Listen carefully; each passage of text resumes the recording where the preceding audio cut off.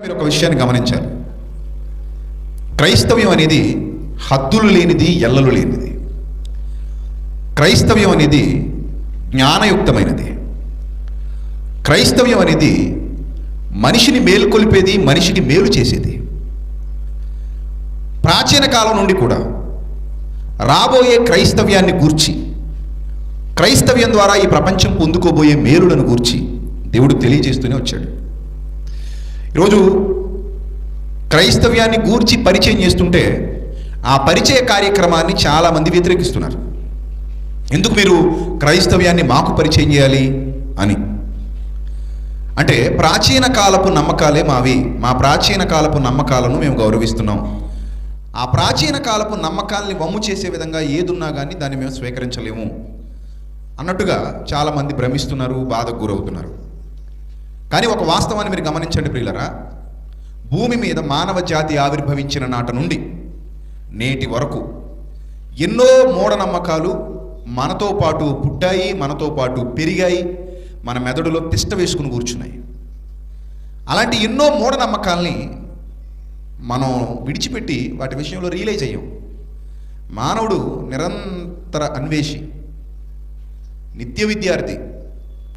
మానవ జీవితంలో నిత్యం నేర్చుకునేవే తప్ప ఈ రోజుతో అయిపోయింది, నాకు తెలియవలసింది ఏమీ లేదు అనడానికి ఏమీ లేదు. ఇంకా మనం తెలుసుకోవాల్సింది సమాజంలో చాలా ఉంది. సో మనం పుట్టినప్పటి నుండి, లేదా మన తాత ముత్తాతలు పుట్టినప్పటి నుండి ఎన్నో అబద్ధాలు ఈ సమాజంలో ఉండేవి. ఆ అబద్ధాల విషయంలో మనందరం రియలైజ్ అయ్యాం, అవన్నీ అబద్ధాలు అని నిర్ధారించుకున్నాం. ఇక వాటిని దూరం పెడుతూ వచ్చాం, సత్యం తెలుసుకుంటూ వచ్చాం. ఇలా ఎన్నో, ఒకటి రెండు కాదు, ఎన్నో మూఢనమ్మకాలు, అవన్నీ అబద్ధాలు అయిపోయాయి. దేవుడు ఈ సృష్టిలో వేటినైతే చేశాడో అవన్నీ నేటికి అలానే ఉన్నాయి, అవన్నీ అలాగే ఉన్నాయి. అందుకే యోబు గ్రంథంలో ఒక అద్భుతమైన మాట దేవుడు రాయించాడు. చదువుదాం ఒకసారి ఆ మాట. యోబు గ్రంథం 35వ అధ్యాయము 11వ వచనం ఏమనుంది అక్కడ? భూజంతువుల కంటే మనకు ఎక్కువ బుద్ధి ఆయన నేర్పించాడు. ఆయన నేర్పించకపోతే మనకి ఏమీ రాదు, ఆయన నేర్పించాడు. ఇప్పుడు చాలామంది ఏమంటారంటే క్రైస్తవ్యాన్ని నేర్పించొద్దు, క్రైస్తవ్యాన్ని నేర్పించొద్దు అంటున్నారు. సత్యాన్ని నేర్పిస్తే తప్పేంటి అని నాలాంటి వాళ్ళు అంటున్నారు. ఒకవేళ నేర్పించొద్దు అంటే నువ్వు ఏమీ నేర్చుకోకూడదు. మరి ఎందుకు గతంలో ఉన్నట్టు ఇప్పుడు ఉండట్లేదు? నువ్వు ఎన్నో విషయాలు ఎందుకు నేర్చుకుంటున్నావు? విదేశీ విద్యను అభ్యసిస్తున్నావు, విదేశీ టెక్నాలజీని అభ్యసిస్తున్నావు, విదేశీ జ్ఞానాన్ని అభ్యసిస్తున్నావు. కానీ కొత్త సత్యము, కొత్తదైన సంగతి, నీకు ఇన్నాళ్ళు తెలియని సంగతి నీకు తెలిసేసరికి మాత్రం నాకు వద్దు, నేను ఇలాగే ఉంటాను అంటున్నావు. తప్పు కదా అది. మానవుడు నిత్యము సత్యాన్ని అన్వేషించేవాడుగా ఉండాలి. సత్యము దొరికేంత వరకు నిత్యాన్వేషిగానే ఉండాలి, సత్యాన్వేషిగా ఉండాలి. సత్యము లభించిన తర్వాత అతడు సంతృప్తిలోనికి వెళ్ళాలి. మానవ జీవితంలో ఎన్నో విషయాలు నేర్చుకుంటూ ఉన్నప్పుడు, ఎన్నో విషయాలు అప్డేట్ అవుతూ ఉన్నప్పుడు, అవతల వాడు నేర్పించే ప్రతిదాన్ని నేర్చుకుంటున్నప్పుడు కొంతమంది మనల్ని ఒక మోస పద్ధతిలో అనాగరిక జీవనానికి అలవాటు చేయాలని, ఆ అనాగరిక జీవనంలోనే ఉండిపోవాలని కొంతమంది సత్యాన్ని విననివ్వకుండా చెవులు మూసేసే ప్రయత్నం చేస్తూ వస్తున్నారు. కానీ ప్రియులారా, మీరు గమనించండి, భూజంతువులకు నేర్చుకోవాల్సిన అవసరం లేదు ఏది కూడా. మీకు ఒక విషయం చెప్తాను.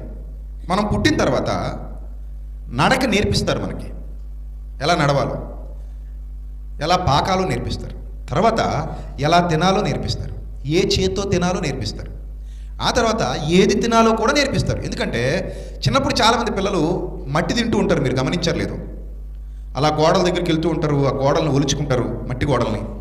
ఆ మట్టి గోడలను ఒలుచుకుని గోడతో మెల్లిగా వాటిని రక్కేసి ఆ పొడిగా గోడ కిందకు వచ్చిన తర్వాత దాన్ని తీసుకుని నోట్లో పెట్టుకుంటారు. వాళ్ళకి తెలియదు, వాళ్ళు ఏదైనా తినేస్తారు, ఏది దొరికితే నోట్లో పెట్టేసుకుంటారు, ఏది దొరికితే. మొన్న ఒక తండ్రి ఫోన్ ఛార్జింగ్లో పెట్టేసి, మనకు కావాల్సిన ఫోనే కదా, హడావిడిగా 100% ఛార్జింగ్ అయిపోయిన తర్వాత ఛార్జర్ తీసేసి దాన్ని అలాగే వదిలేసి వీడి పనిలో వీడు పడ్డాడు. ఆ పిల్లాడు పాక్కుంటూ వచ్చి ఆ ఛార్జర్ పిన్ తీసి నోట్లో పెట్టుకున్నాడు. స్విచ్ వేసి ఉంది ఆల్రెడీ. ఈ పనికిమాలిన తండ్రికి స్విచ్ కట్టాలన్న ఆలోచన కూడా రాలా. ఇంట్లో పసిబిడ్డలు ఉంటారు, పట్టించుకోకుండా మీ ఫోన్ మీరు పెట్టేసుకుని మీరు వెళ్ళిపోతే ఇంకా పిల్లలు చచ్చిపోవాల్సిందేనా? చచ్చిపోయాడు పిల్లాడు, ఏం చేస్తారు ఇప్పుడు? నోట్లో పెట్టేసుకుంటే మామూలు కొట్టదు, చాలా పవర్ అది. పిల్లలు చచ్చిపోతారండి. వాళ్ళ సామర్థ్యం ఎంతండి, తట్టుకోగలిగే శక్తి వాళ్ళకి ఎక్కడ ఉంటుంది? తల్లిదండ్రులే చూసుకోవాలి దగ్గర ఉండి పిల్లల్ని. సో వీడు ఎన్ని సంవత్సరాలు ఏడిస్తే మళ్ళీ బిడ్డ తిరిగి వస్తాడు? రాడు కదా. సో పిల్లలకి నేర్పించాలి ఇవన్నీ. ఏది నోట్లో పెట్టుకోవాలి, ఏది నోట్లో పెట్టుకోకూడదు, ఏది తినాలి, ఏది తినకూడదు, ఎలా నడవాలి, ఎలా నడవకూడదు, ఆ తర్వాత ఎలా మాట్లాడాలి, ఎలా మాట్లాడకూడదు, ఎలా ప్రవర్తించాలి, ఎలా ప్రవర్తించకూడదు, ఎలా జీవించాలి, ఎలా జీవించకూడదు. ఏ పక్షికైనా ఇలాంటి పాఠాలు ఉన్నాయా? ఏ పశువుకైనా ఇలాంటి పాఠాలు ఉన్నాయా? లేవు. వాటికి కేవలం తినటం, తెచ్చుకోవటం, అంతవరకే. వాటి మెదడుకి అంతకుమించి జ్ఞానం లేదు, ఇవ్వలేదు దేవుడు, అవసరం లేదు. ఇంగ్లీష్ ఎలా చదవాలి, ఉద్యోగం ఎలా చేయాలి, కంప్యూటర్ ఎలా టైప్ చేయాలి, ఫోన్ ఎలా యూజ్ చేయాలి, కార్ ఎలా నడపాలి, బైక్ ఎలా నడపాలి, ఇవేవి వాటికి ఉండవు. హాస్పిటల్ ఎక్కడ కట్టాలి, హాస్పిటల్కి ఎలా వెళ్ళాలి, వైద్యం ఎలా చేయాలి, మందులు ఎలా తయారు చేయాలి, వాటిని ఎలా మింగాలి, వాటిని ఎలా అమ్మాలి, వాటి ద్వారా డబ్బు ఎలా సంపాదించాలి, ఇవన్నీ వాటికి తెలుసా? వస్తువుని ఎలా తయారు చేయాలి, దాన్ని ఎలా వాడాలి, దాని మాన్యువల్ కార్డ్ ఏంటి, ఇవన్నీ వాటికి అవసరమా? భూమిని ఎలా దున్నాలి, దాన్ని ఎలా పండించాలి, ఏ విధమైన ఎరువులు వాడాలి, ఏ విధంగా దానికి గ్రోత్ వచ్చేలా చూడాలి, ఏ విధంగా పంట దిగుబడి వచ్చేలా చూడాలి, దాన్ని ఏ విధంగా అమ్మాలి, దాన్ని ఏ విధంగా వండాలి, అందులో ఎన్ని వెరైటీస్ ఉంటాయి, ఆ వెరైటీస్ అన్నీ ఎలా వండుకోవాలి, దేంట్లో ఏది యాడ్ చేయాలి, ఇవన్నీ వాటికి అవసరమా? అవసరం లేదు. ఇప్పుడు ఈ ఒక్క విషయాన్ని ఆలోచిస్తుంటేనే మనకు అర్థం కావాలి, మనిషి వెనక దేవుడు ఉన్నాడు కాబట్టి మనిషి ఉన్నాడు అని, మనిషి వెనక దేవుడు లేకపోతే మనిషి లేడు అని. వీటన్నిటినీ దేవుడు తన పిల్లలుగా కానీ, తన స్వరూపంలో చేశానని కానీ, తన పోలికలో చేశానని కానీ చెప్పలేదు. కానీ ఈ సమాజంలో ఎన్ని అబద్ధాలు మనం నమ్మేసాం తెలుసా? ఒకప్పుడు నేను కుక్కనే. అందుకే జాతకాలు చూపించుకుంటున్నప్పుడు ఎప్పటికి కూడా మన భారతదేశంలో, మన తెలుగు రాష్ట్రాల్లో పెళ్లి చేద్దాం అనుకున్నప్పుడు అమ్మాయిని అబ్బాయిని తీసుకెళ్ళి జాతకాలు చూస్తారట. జాతకాలు చూస్తే ముఖ్యంగా నాకు తెలుసు, నేను చిన్నతనం నుంచి చాలా పెళ్ళిళ్ళు మా బంధువుల్లో కానీ మా స్నేహితుల్లో కానీ జరుగుతున్నప్పుడు చూస్తుంటే వాళ్ళు అడిగేవారు, అమ్మాయి ఏమైంది, అబ్బాయి ఏమయ్యాడు అని అడిగేవారు. ఈ జాతకాలు చూసేవాళ్ళు చెప్తారట, అమ్మాయి ఏమో పాము అయింది, అబ్బాయి ఏమో ముంగిసయ్యాడు, అయితే చెయ్యొద్దు పెళ్ళి. ఎందుకంటే ఏవో కొలతలు వేస్తే లెక్కలు వేస్తేనట అమ్మాయి జాతకం ప్రకారం పాము అవుతుందట, అబ్బాయి జాతకం ప్రకారం ముంగిస అవుతున్నారట, అయితే చేయకూడదు. అబ్బాయి ఏమో ఎద్దు అయ్యాడు, అమ్మాయి ఏమో ఆవయింది, వెంటనే చేసేయండి. అసలు ఇవెంత బుద్ధిహీనమైన ఆలోచనలు అంటే ఎలా లెక్కలు కడతారు, వాళ్ళ స్వభావం ఎలా చెప్పగలుగుతారు వీళ్ళు, పిచ్చి లెక్కలన్నీ వేసి? ఎవడో తెలీదు. అయినా మనిషి ఎప్పుడైనా మారచ్చు. పెళ్ళికి ముందు మంచోళ్ళు పెళ్ళాక చెడిపోవచ్చు, పెళ్ళికి ముందు చెడ్డోళ్ళు పెళ్ళాక మారిపోవచ్చు. అది మనిషి చేతిలో లేదు. మనిషి మార్పుకు గురవుతూ ఉంటాడు, మార్పుకు లోనవుతూ ఉంటాడు. మనిషి జీవితం అంటేనే మార్పులకు లోనయ్యేది, మారుతూ పోయేది. దాన్ని వీళ్ళట జాతకాలట, ఇంకో లెక్కలట, కుక్కట, పామట, పందట, ఏనుగట. డైరెక్ట్గా ఎవడైనా వచ్చారే పంది అంటే కొడతారు. కానీ ఆడి దగ్గరికి వెళ్ళినప్పుడు అబ్బాయి పంది అయ్యాడని అంటే నవ్వుకుని మళ్ళీ సందా ఇచ్చి మరొస్తారు. అంతే కదా. ఎవడైనా దారిని బయట వచ్చే కుక్క అన్నాడు అనుకో, నేను ఏం చేస్తా, లాక్ కొడతావు, నన్ను కుక్క అంటావా అని. అదే వాడి దగ్గరికి వెళ్ళినప్పుడు మా అబ్బాయి ఎవరో ఉన్నాడు, మీ అబ్బాయి కుక్క అయ్యాడు అని అనుకో, ఆయన అంటే పర్లేదురండి, ఈ 200 తీసుకోండి, 500 తీసుకోండి. ఎందుకు 500 ఇస్తాం, మీ వాడు కుక్క అన్నందుక డబ్బులు ఇచ్చి మరీ తిట్టించుకుంటావు అనమాట. మీ వాడు కుక్క అయ్యాడండి, ఏ కుక్క మరి, ఓర కుక్కో లేకపోతే పెంచుకునే కుక్కో అది చెప్పడు, కుక్క అంటే కుక్క అంతే. సో ఇలాంటి ఎన్నో అబద్ధాలు నమ్ముతూ బ్రతుకుతున్న మనకి వాస్తవాలు అర్థం కావాలి. ఇలాంటి అబద్ధాలు నమ్ముతూ ఇంకా ఏమనుకునే వాళ్ళం అంటే, నేను గత జన్మలో కుక్కని, గత జన్మలో పందిని, లేకపోతే గత జన్మలో ఎలకని, చీమని, ఈగని, ఇప్పుడు చచ్చి మళ్ళీ ఈగనవుతాను, లేకపోతే చచ్చి మళ్ళీ దోమనవుతాను, నేను కుట్టి చంపుతాను, చచ్చిపోయి మళ్ళీ ఎలకనవుతాను, చచ్చిపోయి పందినవుతాను, నువ్వు పంది జన్మ ఎత్తుతావు, నువ్వు కుక్క జన్మ ఎత్తుతావు, నువ్వు ఇంకో జన్మ ఎత్తుతావు అని శ్రేష్టమైన మానవ జన్మని పందులు, కుక్కలు, నక్కలుగా మారతారు అనుకుంటూ పిచ్చి పిచ్చి మూఢనమ్మకాలు మనమే నమ్మేశాం అలాంటి పిచ్చి నమ్మకాలన్నీ కూడా. కానీ ఈ ప్రపంచంలో ఎన్ని కోట్ల జీవరాశులు ఉన్నాయో నేషనల్ జియోగ్రఫిక్ ఛానల్ చూస్తే అర్థమవుతుంది. మన దేశంలో కొన్ని జంతువులు ఉంటాయి, ఇంకో దేశానికి వెళ్తే అక్కడ ఇంకా విచిత్రమైన జంతువులు ఉంటాయి, వాటి మన దేశంలో లాంటి జంతువులు కావు అవి. కానీ వాస్తవానికి అవేంటో మనకు తెలీదు, అవి ఎలా ఉంటాయో కూడా మనకు తెలీదు. మనం వాటిలా పుడతామని చెప్తాం. అవి ఎన్ని కోట్లు ఉన్నాయి. మొత్తం భూమి మీద మనుషులు పోగేస్తే ఈ తరంలో 800 కోట్ల మంది ఉంటారు మొత్తం భూమి మీద. కానీ అవన్నీ ఉంటాయి, లెక్క సరిపోతుంది ఏమైనా? వీడు చేస్తే అలా పుడితే, వాళ్ళు చేస్తే ఇలా పుడితే అన్నీ సమానంగా ఉండాలి. కానీ మనుషులు ప్రత్యేకంగా ఎంతమంది ఉన్నారు? 800 కోట్ల మంది ఉంటే ఇంకా పెరుగుతూ వచ్చారు, పూర్వం ఇంకా తక్కువ. కానీ సమాజంలో ఉన్నటువంటి అవన్నీ కూడా చాలా తక్కువ ఉన్నాయి. విలువ చూస్తే వాటికి మనకి ఒకటి కాదు. వాటి జీవన విధానం మన జీవన విధానం వేరు. అవేమి అంత కష్టతరమైన జీవితాన్ని కూడా జీవించట్లేదు. వాటి క్రమంలో అవి జీవిస్తున్నాయి, వాటి టైం పూర్తిగా చనిపోతున్నాయి. వాటికి కూడా కొంత టైం ఉంది, కొంత జీవితకాలం ఉంది. మానవుని జీవితకాలం అంత జీవితకాలం కొన్నింటికి లేదు, మానవుని కంటే ఎక్కువ జీవితకాలం కొన్నింటికి ఉంది. సో ఇవన్నీ చూస్తుంటే బైబిల్ చాలా స్పష్టంగా చెప్తుంది, నా పోలికలో నా స్వరూపంలో మనిషిని చేశాను, నా పోలిక చొప్పున నా స్వరూపమందు మానవుని నేను నిర్మించాను. అంతేగాని పక్షులకు కానీ, పశువులకు కానీ, జంతువులకు కానీ, మృగాలకు కానీ నా పోలిక నేను ఇవ్వలేదు, వాటిని నా స్వరూపంలో నేను చేయలేదు. సో ఇది చాలా స్పష్టమైన విషయం. కాబట్టి ఇక్కడ దేవుడు మనిషికి సత్యాన్ని నేర్పించాలి అనుకుంటున్నాడు. ఆదాముకి తొలి దినాల్లో బట్టలు వేసుకోవడం కూడా తెలియదు. నేర్పించింది ఎవరయ్యా అంటే దేవుడు. ఆ తొలి మహిళకి తన సిగ్గు దాచుకోవడం తెలియదు. నేర్పించింది ఎవరయ్యా అంటే దేవుడు. చెట్ల ఆకులతో బట్టలు తయారు చేసి వాళ్ళకి కట్టుకుంటుంటే, దాచుకుంటుంటే, అరే బాబు చెట్ల ఆకులతో కాదురా నాయన బట్టలు చేసుకోవాల్సింది, మీ కచ్చడాలు పనికిరావురా నాయన అని గోరు చర్మాలతో బట్టలు తయారు చేసి ఇచ్చినటువంటి తొలి నేర్పించిన పాఠం అది. తొలి పాఠం వాళ్ళకి.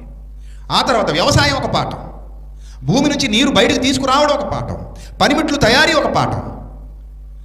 ఇవన్నీ పాఠాలు. ఎవరు నేర్పించారయ్యా ఈ పాఠాలంటే సాక్షాత్తు దేవుడే. మానవునికి క్రమాన్ని నేర్పించాడు. యెషయా గ్రంథంలో, మరలా యోబు గ్రంథానికి వద్దాం, ఆ క్రమాన్ని దేవుడు ఎంత చక్కగా నేర్పించాడు. యెషయా గ్రంథం 28వ అధ్యాయము 23 నుంచి ఇవన్నీ నేర్చుకున్నవి. ఇవన్నీ మానవుడు నేర్చుకున్నాడు. ఎవరు నేర్పిస్తే నేర్చుకున్నాడు అంటే దేవుడు నేర్పిస్తే నేర్చుకున్నాడు. ఏదైనా ఒక వస్తువు మనం కొన్నప్పుడు ఇది ఎలా యూజ్ చేయాలని ఎవరిని అడుగుతాం? మనం అమ్మినోడిని అడుగుతాం, లేదా మాన్యువల్ బుక్ చదువుతాం. హౌ టు యూజ్ అనేది వాళ్ళు చెప్పకపోతే దాన్ని మనం వాడలేము. అలాగే ఈ ప్రకృతిని కలిగించిన దేవుడు, ఈ ప్రకృతిని సృష్టించిన దేవుడు, ఈ ప్రకృతిని ఎలా వాడాలో ఆయనే చెప్పాడు. లేకపోతే భూమిని దున్నాలన్న ఆలోచన మనిషికి ఎలా వచ్చింది? విత్తనాన్ని విత్తాలన్న ఆలోచన మనిషికి ఎలా వచ్చింది? నీరు పెట్టాలని, నారు కట్టాలని, దాన్ని నాటాలని, పెంచాలని, పెద్ద చేయాలని, దాన్ని ఉండొస్తున్న దాన్ని కోసుకోవాలని, ధాన్యపు గాదుల్లో దాచాలని, దాన్ని తినాలని, సంవత్సరం అంతా ఈ పంట మనం అనుభవించాలని ఎలా తెలిసిందండి మానవుడికి? ఎలా అర్థమైంది మానవుడికి? చూడండి ఎలా అర్థమైందో చెప్తున్నాడు. చెవియొగ్గి నా మాట వినుడి, ఆలకించి నేను పలుకున్నది వినుడి. దున్నువాడు విత్తుటకు నిత్యము తన పొలము దున్నునా, అతడు దుక్కి పెళ్ళలు నిత్యము బద్దలు కొట్టున. నిత్యం దున్నుతూ ఉంటాడా రైతు? ఒకసారి దున్నుతాడా? ఎన్నిసార్లు దున్నుతాడు? ఒకసారే. తర్వాత అతడు దుక్కి పెళ్ళలు నిత్యము బద్దలు కొట్టున. అతడు నేల సదును చేసిన తర్వాత నల్ల జీలకర్ర చల్లుతాడు, తెల్ల జీలకర్ర చల్లుతాడు, గోధుమలు వరసగా విత్తుతాడు, ఎవలు తెచ్చి తాను ఏర్పరిచిన చేనులో చల్లుకుంటాడు, దాని అంచున మిరప మొలకలు వేసుకుంటాడు. 26వ వచనం చాలా అద్భుతమైన వచనం, చాలా ఆలోచింపదగిన వచనం, చాలా ఉన్నతమైన వచనం. ఏమనుంది అక్కడ? వాని దేవుడే, అంటే వానిని సృష్టించిన వాని తండ్రి, మన కన్న తండ్రి, వాని దేవుడే తగిన క్రమము వానికి నేర్పి ఉన్నాడు అని ఉంది. చూడండి, ఇప్పుడు ఎవడైనా వచ్చి వ్యవసాయంలో, సేంద్రియ వ్యవసాయంలో కొత్త పద్ధతులు నేర్పిస్తాం, నేర్చుకుంటావా అంటే మాకొద్దు, మా నాగలి మాకు పూర్వం నుంచి మా ధర్మం, మాకు నాగలే ధర్మం, మేము నాగలితోనే దున్నుకుంటాం అని ఎవడైనా అంటాడా? అండవు. ఏమంటాడంటే, ఓ ట్రాక్టర్ కనిపెట్టావా, నాగలి కంటే ట్రాక్టర్ గొప్పది అని ఏం చేస్తాడట? ట్రాక్టర్తో దున్నుకుంటూ పోతాడు. నేర్చుకుంటాడు. సో ఇది చాలా సునాయాసంగా జరుగుతుంది పని. కష్టపడక్కర్లేకుండా ఎక్కువ ఆదాయాన్ని ఆర్జించవచ్చు అని మనిషి నేర్చుకుంటున్నాడు. నువ్వు కోతి నుంచి పుట్టావు అంటే ఆ అబద్ధాన్ని పట్టుకుని వేలాడలేదు. పరిశోధన ప్రారంభించాడు మానవుడు. పరిశోధన ప్రారంభించి నేను కోతి నుంచి పుట్టలేదు, నేను మనిషి నుంచే పుట్టాను అని DNA అనేది వెలుగులోకి తెచ్చాడు. కోతి DNA వేరు, మనిషి DNA వేరు, కుక్క DNA వేరు, మనం తినే మేక DNA వేరు. వేటి DNA వాటిదే. ఇంకా గట్టిగా మాట్లాడితే వేటి రక్తం వాటిదే. కోతి నుంచి పుట్టామని చెప్తున్నారు కదా, పరిణామక్రమం అని. ఆ కోతి రక్తాన్ని తీసుకొచ్చి ఎక్కించుకుంటున్నారు ఎవరైనా? ఎవరికి బ్లడ్ అవసరమైనా సరే రక్తదానం చేయండి, ప్రాణదాతలు కండి. ఎందుకు అలా బ్రతిమలాడుతున్నారు? O పాజిటివ్ కావాలండి, B నెగిటివ్ కావాలండి, B పాజిటివ్ కావాలండి, A నెగిటివ్ కావాలండి. బ్లడ్ ఎక్కడైనా దొరుకుతుందండి? ఎవరినుంటే ఇవ్వండి రక్తదాతలారా అని బ్రతిమలాడుకునే పరిస్థితి ఎందుకు వచ్చింది? నువ్వు కోతి నుంచి కదా పుట్టావు, కోతి రక్తం తెచ్చుకొని ఎక్కించుకోవచ్చు కదా. నో, ఎక్కిస్తే చస్తావు. కోతి రక్తం ఎక్కిస్తే ఏమవుతావు? చచ్చిపోతావు. అది నీకు సెట్ అవ్వదు, నీ బాడీకి అది మ్యాచ్ అవ్వదు. కిడ్నీలు ఫెయిల్ అయిపోయాయి, కోతి కిడ్నీలు తెచ్చి పెట్టుకుంటావా? సెట్ అవుతాయా? అవ్వో. నువ్వు ఇష్టంగా తినే కోడి లివర్ తెచ్చిపెట్టుకో. కోడి, మేక, అందులో సామాన్లు అంటారు, మరి మీరు ఏమంటారు తెలియదు. ప్రత్యేకంగా వండుతారు వాటిని. అందులో ఉన్న సామాను ప్రత్యేకంగా వేరు చేసి కోడివి మేకవి సపరేట్ పెడతారనమాట. లివర్ అటిది, గుండెటిది, ఇంకేమన్నట అవన్నీ ఒక పాత్రలోకి వెళ్తాయట, సెపరేట్ పాత్రలోకి. వాటిని మళ్ళీ స్పెషల్గా వండుతారట, వాటిని చిట్టిబాబు తింటాడట. సో అవి తెచ్చుకుని పెట్టుకోవచ్చు కదా, పెట్టుకుంటావా? పెట్టుకుంటే చేస్తావు. కాబట్టి వాటికి నీకు సంబంధం లేదు అసలు, అవి వేరు నువ్వు వేరు. వాటికి నేర్పని దేవుడు నీకేం చేశాడు? నేర్పాడు. ఏమేమి నేర్పాడంటే అన్నీ నేర్పాడు. నీకు నేర్పినవన్నీ ఆయన నేర్పినవే. ఎన్నో విషయాలు మానవుడి ప్రకృతిలో జీవించడానికి అవసరమైన విషయాలన్నీ దేవుడు మానవునికి నేర్పించాడు. అలా నేర్పించి వదిలేసిన తర్వాత మానవుడు ఇంకా నేర్చుకోవడం ప్రారంభించాడు. కానీ పక్షులు, పశువులు, జీవరాశులు అన్నీ అలాగే ఉండిపోయాయి. మానవుడు నేర్చుకుంటున్నాడు కానీ పక్షులు, పశువులు, జీవరాశులు ఇవి నేర్చుకోవట్లా. మరి ఇప్పుడు దేవుని గురించి నేర్చుకోవద్దా? నేర్చుకోవాలి. ఇంకా మనం ఆ అబద్ధాలలోనే కాలం గడపాలా? ఆ మూఢనమ్మకాల్లోనే కాలం గడపాలా? ఆ మూఢ విశ్వాసాల్లోనే కాలం గడపాలా? ఆ అంధవిశ్వాసాల్లోనే కాలం గడపాలా అంటే లేదు. ఆ అంధవిశ్వాసాల్లో కాలం గడపాల్సిన అవసరత లేదు. సత్యం వైపు మానవుని అడుగులు పడాలి. సత్యాన్ని మానవుడు తెలుసుకోవాలి. సత్యాన్ని మానవుడు అర్థం చేసుకోవాలి. ప్రియులారా, మీరు గమనించారు లేదో, సత్యాన్ని దేవుడు ఎంతోమంది గురువులకు నేర్పించాడు. ప్రాచీన నాగరికతలో ఎంతోమంది గురువులు ఉన్నారు. ఆ గురువులు ఈ అబద్ధాలన్నీ చూసి నమ్మలేక, ఒక్కో చోట ఒక అబద్ధం కనబడుతుంటే తట్టుకోలేక ఆ సత్యదేవుణ్ణి వెతకడానికి చాలా ట్రై చేశారు. ఆ సత్యదేవుణ్ణి అర్థం చేసుకోవడానికి చాలా ప్రయాసపడ్డారు. నిజమైన దేవుడు ఎవరు అనే వాళ్ళ పరిశోధనలో ఎన్నో సత్యాలు తెలుసుకున్నారు. అలా సత్యాలు తెలుసుకున్న వారిలో ఇస్లాం సోదరులందరూ ఇబ్రహీం అని పిలుస్తారు. బైబిల్ పట్టుకున్న వాళ్ళందరూ అబ్రహాము అని పిలుస్తారు. ఈ రెండు క్యారెక్టర్స్ ఒక ఆయనే. అంటే ప్రపంచంలో ఇటు క్రైస్తవులు అటు ముస్లింలు ఇరువురు నమ్ముతున్నటువంటి పవిత్ర గ్రంథాలుగా పిలువబడుతున్న వాటిలో కామన్గా ఒక వ్యక్తి కనబడుతున్నాడు. అతడు అబ్రహాం. వాళ్ళ గ్రంథంలో వాళ్ళ సమాచారం ఉంది, బైబిల్కి సంబంధించినటువంటి సమాచారం ఉంది. ఈ ఇస్లాం వారు ఏదైతే ఖురాన్ వాళ్ళు పవిత్ర గ్రంథంగా వారు దాన్ని అభ్యసిస్తున్నారో ఆ ఖురాన్ కూడా తోరా అంటే పంచకాండాల్ని బేస్ చేసుకునే వచ్చింది. ఆయన ప్రవక్తగా పిలువబడుతున్న ఆయన మీకు ఏదైనా డౌట్ ఉంటే తోరాను ఆశ్రయించవచ్చు. చాలామంది ముస్లిం సోదరులు చెప్తూ ఉంటారు నాకు, చాలామంది ముస్లిం సోదరులు.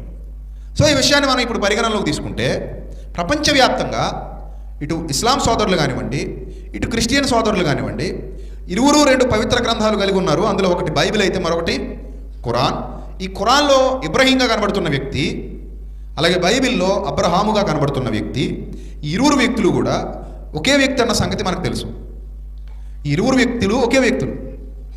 అయితే వారి నమ్మకాల ప్రకారంగా వారు ఆ వ్యక్తిని అనుసరించి కొన్ని నమ్మకాలను ఏర్పరచుకున్నారు. వాళ్ళు కూడా ఈ గ్రంథాన్ని పురాతనమైన తోరానే బేస్ చేసుకున్నారన్న వాస్తవం మనందరికీ తెలుసు. మనం అదే తోరాలో ఉన్నటువంటి విషయాలు, పాత నిబంధన గ్రంథంలో వ్రాయబడినటువంటి విషయాలు చదువుతున్నాం. ఇక్కడ నేను ఎందుకు ఈ అబ్రహాము గారి గురించి ప్రస్తావన తెస్తున్నానంటే, అబ్రహాము గారిని గురించి మొట్టమొదట బైబిల్లోనే వ్రాయబడింది.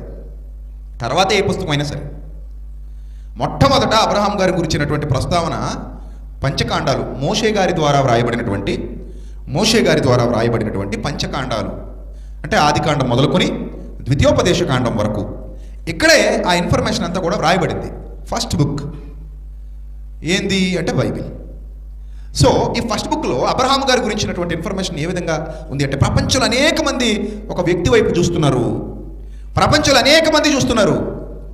కొంతమందే కాదు, ఇబ్రహీం లేదా అబ్రహాం అని పిలువబడుతున్నటువంటి ఈయన వైపు ప్రపంచంలో చాలామంది చూస్తున్నారు. చాలామంది ప్రపంచంలో ఆయన గౌరవిస్తున్న వాళ్ళు ఉన్నారు.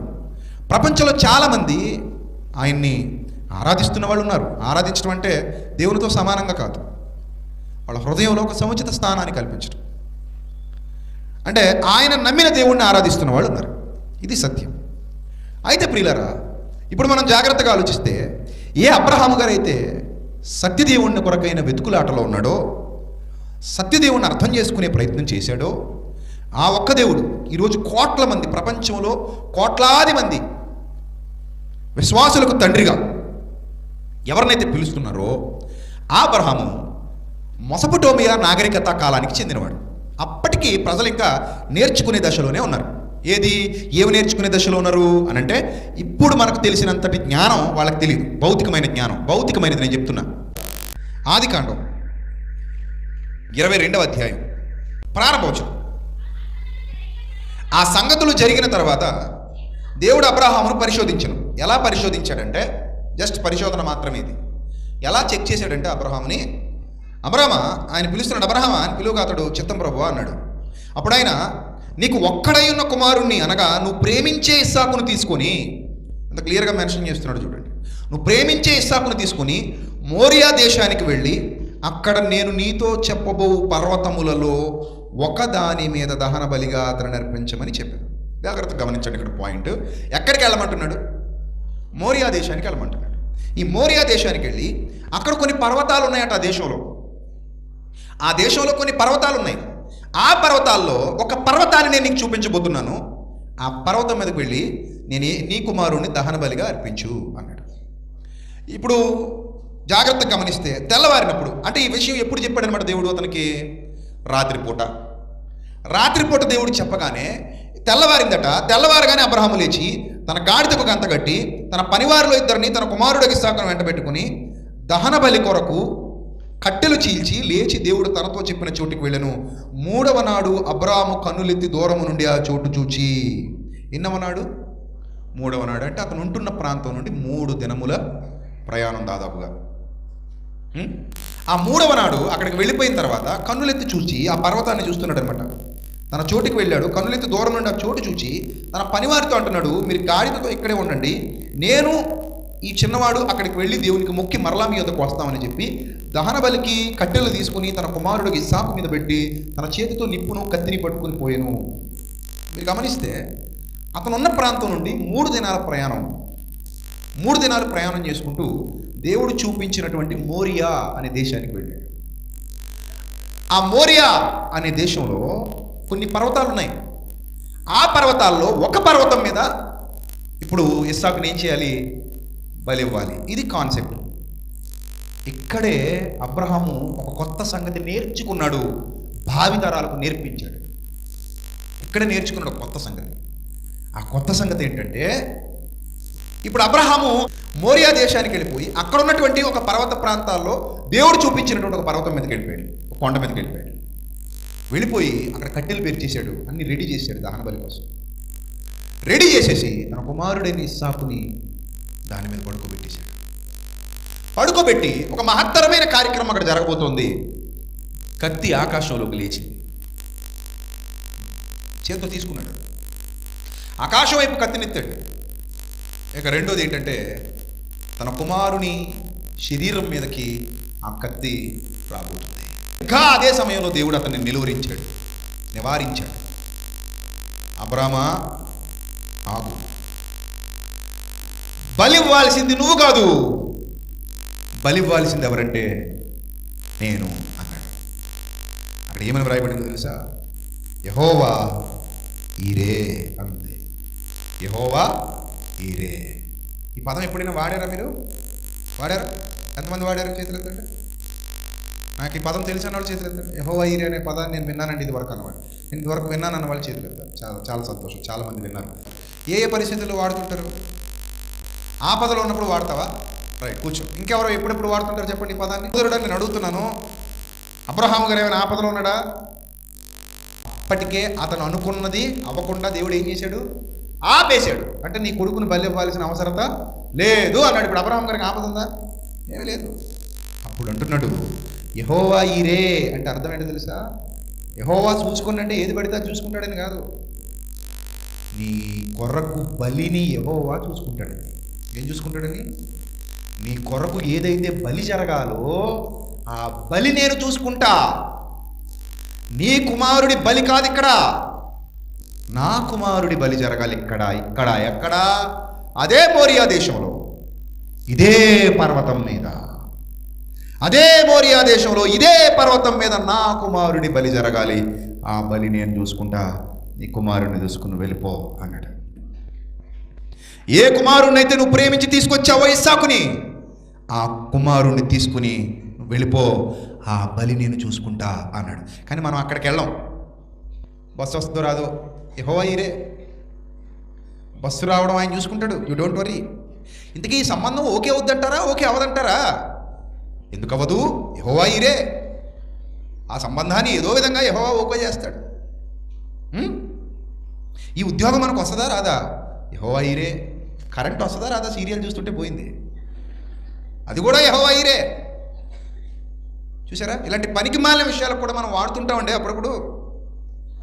కానీ అసలు విషయాన్ని అర్థం చేసుకోవట్లేదు. ఇక్కడ వచనం వచనం ఉంది, వాడుకుంటే తప్పేంటండి అంటావా? వచనమే కదండి, వాడుకుంటే తప్పే ఉందండి, సరదాగా వాడుకుందాం అప్పుడప్పుడు అంటావా? దాని విలువ తగ్గిపోద్ది. చూసావా? నీకు ఇంట్లో 2 రకాల చీరలు ఉంటాయి. ఎక్కువ ఒక చెల్లెంలో ఉన్నారు కాబట్టి చెప్తున్నా. 2 రకాల చీరలు ఉంటాయి. ఒకటి ఫంక్షన్స్కి పార్టీలకి కట్టుకునేవి, రేట్ ఎక్కువ, అవి స్పెషల్గా ఉంటాయి, ఒక అరలో ఉంటాయి. ఇంకా మిగిలినవి మామూలు నాసిరకం చీరలు, అవి మీటింగ్లు కట్టుకుంటాం కదా. అదే కాస్ట్లీ చీరలు మళ్ళీ December 31 నైట్కి, January 1కి, క్రిస్మస్కి కడతా ఉంటాయి. అప్పుడు మళ్ళీ మెల్లమెల్లాడాలి, అది వేరు మళ్ళీ. అదే పెళ్ళిళ్ళు ఫంక్షన్లు అయ్యానుకో ఒక రకం చీరలు కట్టుకుంటారు. ఇలా మామూలుగా ఉన్నప్పుడు సాదాసీదాగా, ఇంట్లో ఉన్నప్పుడు సాదాసీదాగా ఉంటారు. ఈ ఇంట్లో అంట్లు తోమేటప్పుడు పట్టు చీర కట్టుకుదామొచ్చుగా. ఇంట్లో బట్టలు ఉతకడానికి ఏమండి ఒక 5,000 రూపాయలు చీరదండి, బట్టలు ఉతకాలనుకుంటున్నా ఈరోజు అనొచ్చుగా. అబ్బే అలా వాడకూడదమ్మా. అది పట్టు చీర బట్టలు ఉతికేప్పుడు వాడకూడదమ్మా. వర్క్ శారీ అంట్లు దోమేప్పుడు మసి పూసుకునేందుకు వాడకూడదమ్మా. దాని పర్పస్ వేరు, దీని పర్పస్ వేరు. అర్థమైందా? గుండె జబ్బు ట్యాబ్లెట్ తలపోటు వచ్చినప్పుడల్లా వేసుకుంటావా? అది ఎప్పుడు వేసుకోవాల్సిన ట్యాబ్లెట్ అది? గుండె నొప్పి వచ్చినప్పుడు వేసుకోవాలి. తలనొప్పి వచ్చినప్పుడు వేసుకుంటావు, మరి ఇది వేసుకోకూడదు. ఆ ట్యాబ్లెట్ దేనికోసం తయారు చేయబడింది? గుండె నొప్పి కోసం. మరి నువ్వు దేనికి వాడతానంటున్నావు? ఎప్పుడు పడితే అప్పుడు. తలపోటు వచ్చినప్పుడు అలా వాడతా, దేనికైతే ఏంది? ట్యాబ్లెటే కదా, నొప్పే కదా. ఎక్కడొచ్చినా అనకూడదు. ఇక్కడొస్తే ఒకలాంటి ట్యాబ్లెట్ వేసుకో, ఇక్కడొస్తే మరో లాంటి ట్యాబ్లెట్ వేసుకో, ఇక్కడొస్తే ఇంకో విధమైన ట్యాబ్లెట్ వేసుకో. ఇప్పుడు యెహోవా ఈరే అంటే ఎప్పుడు పడితే అప్పుడు వాడేకు. బస్సు రాకపోయినప్పుడు, కరెంటు బిల్లు కట్టలేకపోయినప్పుడు, అన్నం సరిగ్గా ఉడక్కపోయినప్పుడు, కాలు చిన్న దెబ్బ తగిలినప్పుడు, నొప్పి పుట్టినప్పుడు, ఏది పడితే అది యెహోవా చూసుకుంటాడని అర్థాన్ని ఇవ్వట్లేదు ఆయన అక్కడ. ఇక్కడ పర్టికులర్ సందర్భం ఏంది? నీకు చిన్న చిన్న విషయాలకు చూసుకోవడానికి అబ్రహాము కొడుకునిచ్చి మళ్ళీ ఆ 3 దినాలు ప్రయాణం చేయించి ఆ పర్వతాలమ్మట వెళ్ళి అక్కడ నేరు చూపించే పర్వతం మీద ఇక్కడ దహన బలి సిద్ధం చేయాలని అబ్రహాముకి చెప్పి ఇంత నేర్పించడానికి నీ సిటీ బస్సు ఆలస్యం కారణమా? అంత చీపుగానా? నీ చిన్న చిన్న ప్రాబ్లమ్స్ కారణమా ఈ పదానికి కారణం? నీ చిన్న వివాహ సంబంధం వస్తుందా రాదా? మనం అనుకున్న కట్నం ఇస్తారా ఇవ్వరా? మనకు తూగుతారా తూగరా? ఇద్దరిని కలిసి కాటాలు వేసేయాలి తక్కెళ్ళు, తూగుతారో లేదో చూడడానికి. ఏందయ్యా సంబంధం మనకు తూగుతా అంటున్నాడు ఒక ఆయన. తూకపోతే నువ్వు ఎక్కువ బాగా తూగుతుంది, తక్కడేసుకో ఇద్దరు కలిసి. లేకపోతే వే బ్రిడ్జ్ దగ్గరికి వెళ్ళిపోండి, ఎలక్ట్రానిక్ కాటాలు వచ్చాయి బాగుంటాయి. అమ్మాయిని ఒక పక్కన అబ్బాయిని ఒక పక్కన తూగుతారో లేదు చూసుకోండి వే బ్రిడ్జ్ దగ్గర ఎలక్ట్రానిక్ కాటాల మీద. సో ఇలాంటి వాటికి యెహోవా ఈరే అని అనకండి, తప్పు, చాలా తప్పు. అది ఎక్కడ వాడాలో అక్కడే వాడాలి, దానికే వాడాలి. ఎందుకంటే ఆ విషయం అంత విలువైంది అక్కడ. మీరు ఎప్పుడు పడితే అప్పుడు ఎలా పడితే అలా వాడేశారనుకోండి, ఆ విషయానికి ఉన్న విలువ తగ్గిపోద్ది. అర్థమైందా? బంగారం లోహమే, వెండి లోహమే, కంచు లోహమే, ఇత్తడి లోహమే, ఇనుము లోహమే. ఇనుముతో నెక్లెస్ చేయించుకుని తిరుగుతావు, మరి చేయించుకో సరదాగా. ఇనపకొట్టు దగ్గరికి వెళ్ళి అందమైన నెక్లెస్ ఏవయ్యా నువ్వు రాడ్ ఇచ్చేయి, ఇనప రాడ్ చేసి పడేది. లేదా గాజులు చేయించుకో, అందమైన గాజులు, బంగారు గాజులు కాదు, ఇనప గాజులు. ఇనప చెవులు, ఇనప ముక్కు కమ్మి, ఇనప సూర్యుడు, ఇనప చంద్రుడు, ఇనప నక్షత్రాలు చేసుకో. తుప్పు పట్టిపోతాయి, అవి బాగుంటాయి, వేసుకుని తిరుగుతావంటే లే సార్ అది వాడకూడదు సార్. ఇప్పుడు నెక్లెస్ చేయించుకోవాలనుకున్నప్పుడు ఇనుము పనికిరాదు సార్, నెక్లెస్కి బంగారమే కావాలి అంటావా? అలాగే ఈ వచనాన్ని ఎక్కడ పడితే అక్కడ వాడేకు, ఎలా పడితే అలా వాడేకు, తప్పది. దానికి ఉన్న విలువ తగ్గిపోద్ది. ఆ విలువ ఏంటో చెప్తా. ప్రపంచం నేర్చుకోవాలి. క్రైస్తవ్యం ఈనాటి దాని కారు కోతలకు వస్తున్న ప్రతివాడు బైబిల్ ముందు మోకరించాలి. దేవుని జ్ఞానం ఎంత గొప్పదా అని ఆశ్చర్యపోవాలి. ఎందుకంటే ఆది కాండం మనం చదువుతున్నాం, ఇది ఈనాటిది కాదు, ప్రపంచానికి తెలుసు.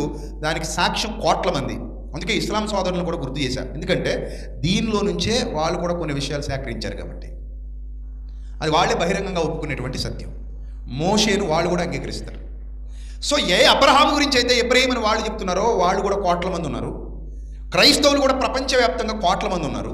ఇన్ని కోట్ల మంది నమ్ముతున్నటువంటి ఒక వ్యక్తి, అతని చరిత్ర ఈనాటిది కాదు, వేల సంవత్సరాల క్రిందటిది. ఇది ఈరోజు రాసిన పుస్తకం కాదు ఆదికాండం అనేది, అప్పటితో పూర్వకాలపు పుస్తకం. ఆ మోరియా ఏంటా మోరియా అంటే దినవృత్తాంతాలు 2వ గ్రంథం 3వ అధ్యాయం 1వ వచనం.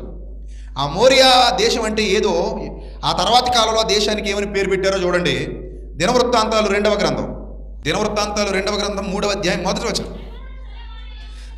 తర్వాత సొలొమోను యెరూషలేములో తన తండ్రి అయిన దావీదునకు యెహోవా ప్రత్యక్షమైనప్పుడు మోరియా పర్వతమందు దావీదు సిద్ధపరిచిన స్థలమున యెబూసీయుడైన వర్ణాను కళ్ళమందు దావీదు ఏర్పరిచిన స్థలమున యెహోవాకు ఒక మందిరము కట్టనారంభించెను.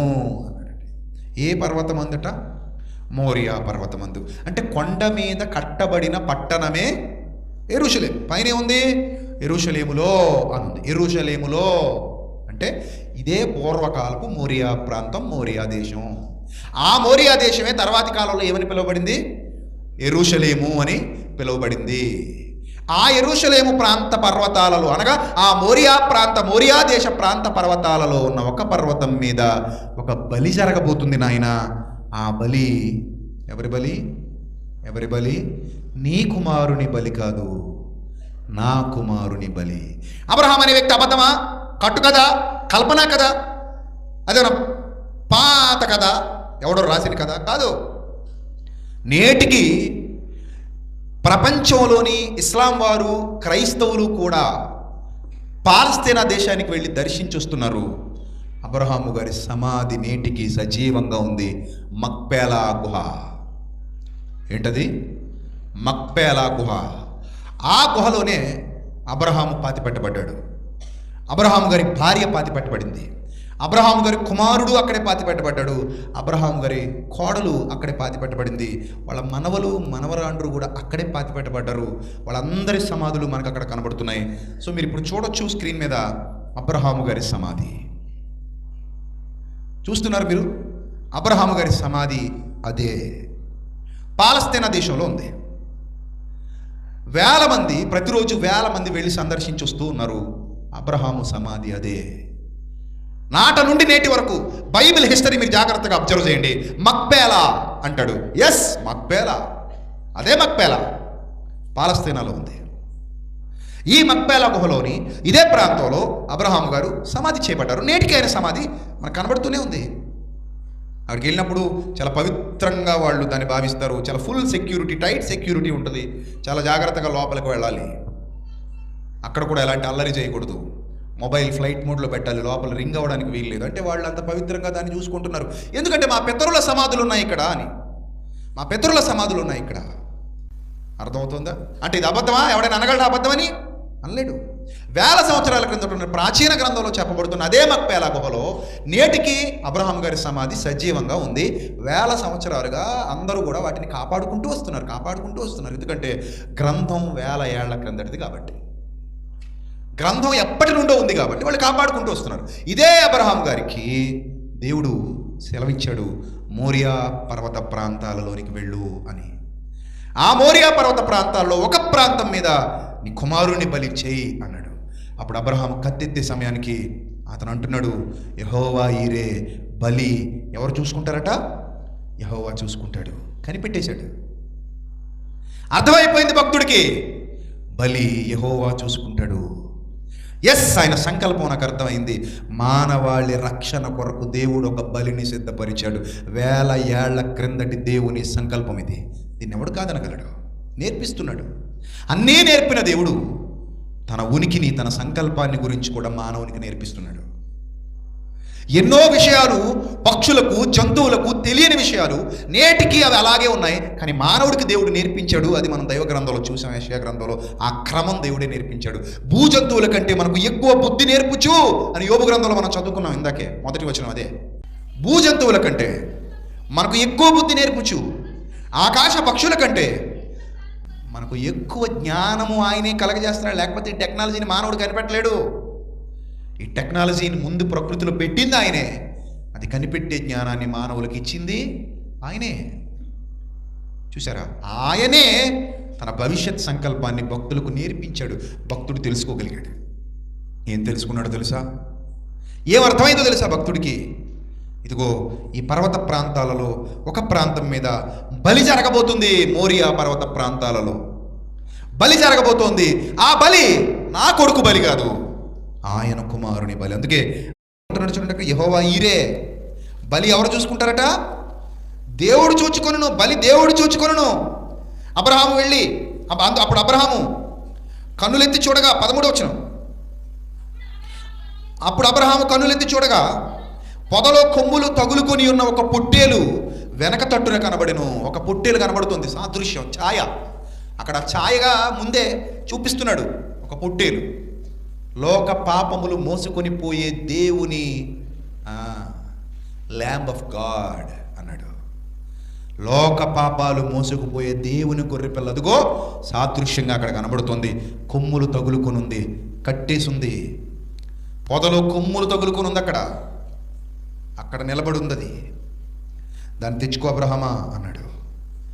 అబ్రహాము వెళ్ళి ఆ పొట్టేలును పట్టుకొని తన కుమారునికి మారుగా పెట్టి దహన బలిగా అర్పించెను. అబ్రహాము ఆ చోటికి యెహోవా ఈరే అను పేరు పెట్టెను. దేనికి పెట్టెను పేరు? ఇప్పుడు చెప్పండి, దేనికి పెట్టెను? యెహోవా ఈరేని ఆ చోటికి పెట్టెను. మరి మీరు దేనికి పెడుతున్నారు?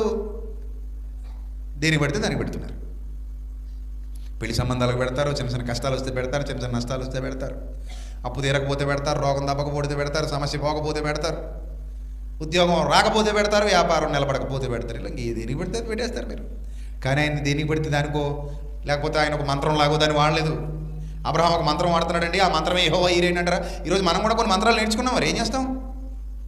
మనోళ్ళు కూడా ఏం చదువుతారు? మరి వాక్యాల్ని మంత్రాల్లో చదువుతారు. యెహోవా ఈరే అంటారు. అది ఒక చోటికి పెట్టబడిన పేరు, ఒక చోటికి పెట్టబడిన పేరు. ఆ చోటేది? ఆ చోటేది? ఏ చోట అయితే బలి జరగబోతుందో ఆ చోటే ఈ చోటు. ఎంత అద్భుతం అండి బైబిల్, ఎంత అద్భుతం అండి. క్రైస్తవ్యం 1000 ఏళ్ల క్రిందటే నిర్ణయింపబడింది. క్రీస్తు నిన్న మొన్నటి వాడు కాడు, 1000 ఏళ్ల క్రిందటే ఆ బలి నిర్ణయింపబడింది.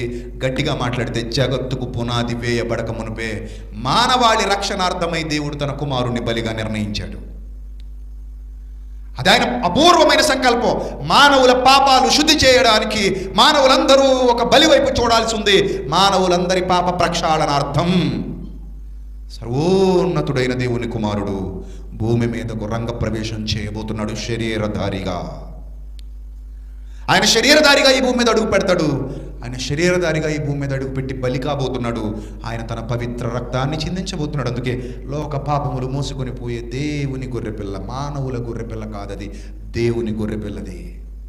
మానవుల గొర్రెపిల్ల ద్వారా రక్త ప్రోక్షణ చేసిన పాప క్షమాపణ లభించదు. అందుకే అబ్రహాము నీ కుమారుడు తీసుకెళ్ళిపో, అది మానవుని గొర్రెపిల్ల. ఇస్సాకు దేవుని గొర్రెపిల్ల కాదు, అది మానవుని గొర్రెపిల్ల. కానీ ఇప్పుడు భూమి మీదకి వచ్చేది ఎవరి గొర్రెపిల్ల తెలుసా? దేవుని గొర్రెపిల్ల. అందుకే బలి నేను చూసుకుంటాను, ఆ అర్థాన్ని ఇచ్చే విధంగా ఆ చోటికి ఆ పేరు పెట్టేశాడు. బలి ఎవరు చూసుకుంటారట? యెహోవా చూసుకుంటాడు. అది చోటికి పెట్టిన పేరు. దేనికి పెట్టిన పేరు? ఒక ప్రాంతానికి అబ్రహాము పెట్టిన పేరు. కానీ జపించే మంత్రం కాదు సోదరులారా. ఇన్నాళ్ళు పప్పులో కాలిస్తే తప్పుదిద్దుకోండి, తప్పులేదు. ఇంకా అదేవిధంగా మంత్రోచ్చారణ చేయకండి చిన్న చిన్న విషయాలకి. యెహోవా ఈరే అనేది ఒక స్థలానికి పెట్టబడిన పేరు. ఎందుకు ఆ పేరు పెట్టబడింది ఆ స్థలానికంటే అక్కడ మానవాళి రక్షణార్థమై దేవుడు గొప్ప బలిని నిర్ణయించాడు. గొప్ప బలి, అది దేవుని గొర్రెపిల్ల బలి. యోహాను సువార్త 19వ అధ్యాయం, యోహాను సువార్త 19వ అధ్యాయం 17వ వచనం. వారు యేసును తీసుకొని పోయిరి. ఆయన తన సిలువ మోసుకొని కపాల స్థలమును చోటికి వెళ్ళను. కపాల స్థలము అని ఎందుకంటే తెలుసా? ఆ కొండకి 2 కన్నులు, ఒక ముక్కు, నోరు ఉన్నట్టు ఉంటుంది అనమాట. అంతే, కింద నుంచి చూస్తుంటే. చూడండి, చూపిస్తాను మీకు స్క్రీన్ మీద. కపాల స్థలము అని ఎందుకు పేరు వచ్చిందంటే, కపాలమనడి కొండ. కపాలం అంటే పుర్రే, దాని పేరు కల్వరి అంటారు దాన్ని. కల్వరి అంటే అర్థం ఏంటి? పుర్రే అని అర్థం. కల్వరి అంటే అర్థం ఏంటి? కపాలము లేదా పుర్రే, స్కల్. సో ఆ కపాలమనడి కొండ నేను అక్కడ నుంచి దగ్గరగా చూశాను కాబట్టి నాకు క్లియర్గా తెలిసింది. మీరు కొంచెం ఫోటోలో చూస్తున్నారు కాబట్టి మీకు కొంచెం డౌట్ వస్తుందని మీకు జూమ్ చేయమంటున్నా. సో ఎలా ఉంది అది? 2 కళ్ళు ఉన్నాయా? ముక్కు నోరులా కనబడుతుందా? కింద నుంచి చూస్తుంటే సేమ్ అలాగే ఉంటుంది. ఈ కొండకి ఏదో కళ్ళు ముక్కు నోరు ఉన్నాయి అన్నట్టు. అందుకే పుర్రెలాంటి ఆకారం కలిగి ఉంది కాబట్టి దానికి ఏమని పేరు పెట్టారు యూదులు? కపాలమనడి కొండ అని పేరు పెట్టారు. దానికి చాలా పెద్ద చరిత్ర ఉంది. కపాలమని కొండ. కలువరి కొండ అంటాం కదా, కలవరి కొండ అంటే పుర్రె కొండ అని అర్థం. అర్థమైందా?